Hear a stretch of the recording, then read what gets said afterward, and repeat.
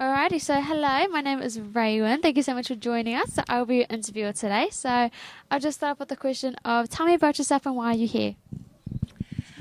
Okay, so I'm Judy Turner. I was born and raised in the Waikato. I went to Hamilton Teachers College and met my husband there, who was a Whakatane boy. And we got married and moved back here to teach for 1 year, 42 years ago. So the best decision, we always say, the best decision we ever made was to stay and have our family here and raise our kids here. Alrighty, so what are you passionate about? I guess I'm passionate about community, and let me kind of expound on that. I think that I believe in localism. I believe that the important decisions that affect us locally should be by and large decided locally. And so therefore I think the role of local government in that space to find out what the community wants and then deliver those bits of what they want that they can deliver. So, we aren't here to deliver everything.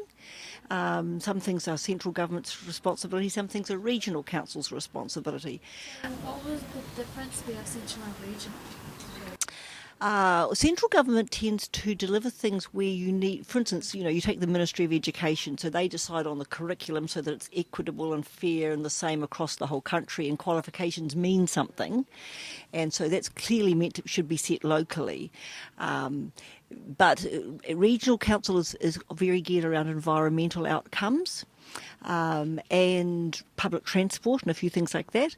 And then district councils, we tend to be focused around land use and basic infrastructure and public facilities and things like that.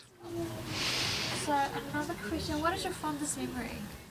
My fondest memory? Well, I was raised in a close family. I've got two sisters. I'm the oldest of three girls. My dad was a dairy farmer.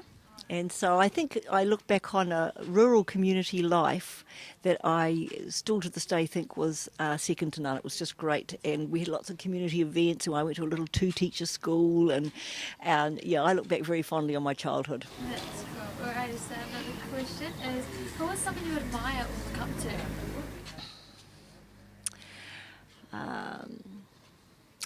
That's a good question. I'm just trying to think of something. You want one particular person? I guess. Okay, so one of the people I've had a bit to do with and admire was a guy. I had 6 years in Parliament as a member of Parliament, and my boss at that time, and the leader of our party was Peter Dunn, the Honourable Peter Dunn. Now, he's no longer in Parliament, but he was in Parliament for a long time. He started as a Labour member of Parliament and then left that party and formed his own party. And under MMP, we got in at one stage with 8 MPs. And the reason I admire Peter is that he's an extremely bright man, and he had this amazing ability to work both centre-right and centre-left within the government, and he had quite a strong ethic around how he worked and the way he led us as members of Parliament, because it's quite a aggressive environment, Parliament, and so he was very strong with us about the tone we set and how we conducted ourselves, and he wouldn't permit us to kind of get vicious, or we could be passionate but not vicious. So yeah, I think he would be a person I admire. So another one is, tell me about your youth. Okay, well, I had an interesting situation where as I said to you, I was raised in the country, but my parents didn't have a lot of faith in the local high school. It was pretty slack, so I got sent off to Hamilton Girls High School. So I lived at home, caught the bus for an hour and a bit to school every day and back home again. And the interesting thing about my youth was that it meant that my old friends, all the people I socialised with in the country, were one scene, and then I had all my school friends who were city people, and so I sort of lived between the city life and rural life in an odd sort of way for a young person. But it was probably very good for me. But yeah, that was kind of what it was like. Okay, so if you grew up in different circumstances, do you think that would have altered your childhood and the way you are now? I'm sure it would have. I think our upbringing and our environment has a huge impact on what we believe we can do. as a young person and the aspirations we set for ourselves. I mean, there's always, you get these people who can beat the odds and despite coming from dire circumstances do very well. But in general, they're few and far between, and I think our home environment is, you right? That's okay. Yeah, so our home environment is a big influence, yes, and I think I'm very lucky to have had a very supportive home. What were your goals and aspirations when you were younger, and how did you achieve them? Okay. When I went to high school, we were given an IQ test at in the beginning of the third form, and then they streamed us into classes, and what the unfortunate side of that was that there was some unspoken messaging about what sort of career you were suited for. And so I was in a stream where girls from my class were thought, well, you'll make good nurses or teachers. And I didn't like blood, so I decided teaching was going to probably be the best path. So, but that wasn't, wildly, I wasn't antagonistic to the idea. I look back now and wish I hadn't been so limited in my thinking by that process. But I went off to Teachers College and became a teacher, and that was a good part of my life. I don't regret that. But when I ended up in Parliament, I'd always quietly been interested in law, and suddenly I was a lawmaker, and I wish I'd had some training in that kind of thing. Who are the youth of Kopeopeo? Well, my understanding is that the youth of Kopeopeo, there's an organisation called Youth of Kopeopeo, which what I understand is a group of young people who hang out in this area and are from this area, who would like this area to better cater for them and be an environment in which they can do better than they've been able to date. I think that's a great aspiration, and I think that we need to start to listen more closely, particularly to young people who get organised in that way. They're starting to think together and pull some really good ideas together. They're not just random young people coming up with an idea or two. So I like that. What do you think it's like to be a young person in Kopeopeo?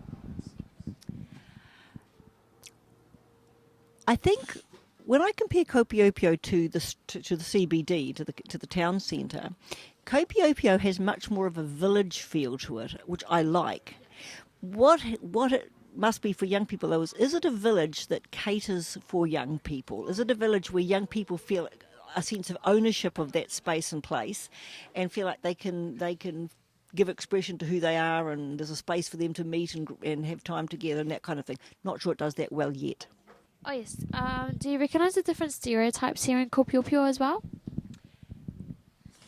Yes, I think there's a range of different demographics or populations. So I'm very aware that there's a lot of older people and are larger than, I think, downtown, of people with disabilities. There is... I've done a lot of door knocking around the edges of Kopeopeo in the housing areas there, and met a lot of retirees and talked to them about how they find this place. But I think it's an accessible place, and I think the shops don't reflect the kind of diversity they used to. I think that you still kind of... In the past, when I first lived here, you could get quite a lot of stuff done here in Kopeopeo. Now you can get some things done here, but need to go into town for the rest. And so I think that Kopeopeo's challenge is to stay relevant as a village. What do you think the young people of our area want our decision makers to know about them?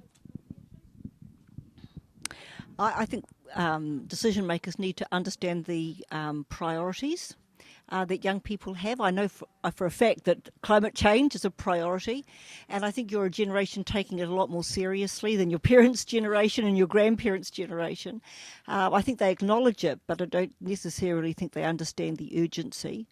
I think the other thing that young people would want us to know about is those parts of the community, those public places and spaces and buildings, particularly the ones that council own, and how useful or not they are to young people and what we could do better. What do you think our young people feel should be important to our decision makers? I think, as I just said, climate change is a hugely important thing. I'm living here. I've lived here for 42 years because it was for our family the very best place we could find to live, work and raise a family. And my question to myself, first of all, is, if I'm elected, is how do we ensure that the future family, so your children find it the same, that it's a great place where you can get work easily, that there's a good range of work opportunities, that the schools are great, that the recreational opportunities for your children are up to the mark that you would expect of it. So because I don't think we can just keep doing things the way they worked in the past. It will require upgrading and rethinking. So we need to be thinking, I believe, 50 years down the track from now, and starting, because you almost got to start today to get there in 50 years' time. So I think that it's being future focused, and understanding on keeping up with the trends, because we don't actually know what you're going to want yet when you're a parent. That's a bit further down the track. But what could that possibly look like? So things that most people pick a place to live where they've got a job, they can affordably buy a house, and it's got some great social and recreational opportunities. How do we sustain that into the future? That's so cool. Alright, so another question for you, the very last one actually. Do you think it's important for everyone to vote?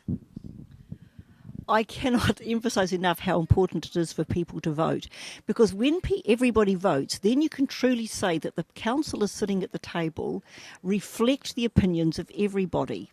That mixes there thoroughly. We know for a fact that our young people and Māori have been largely disengaged with local body elections historically. I'm quite heartened in this election campaign that the Youth Council and young people are stepping up. They're interviewing us, they're running debates for us and things like that. That shows me they're really interested, and we need to start taking them seriously. But I'm also equally thrilled at how much iwi have been much more proactively involved. We've got a large number of really good iwi candidates standing, and I was really disappointed that we didn't get Māori wards across the line last year. That's still a goal of mine. I'm not apologising for that at all, but until we get a system that provides opportunities equally for every voice, then I think we are substandard democratically, and so I think that's something that's going to be really important going forward. Alrighty, Judy, thank you so much. I really loved the interview, and yeah, thank you.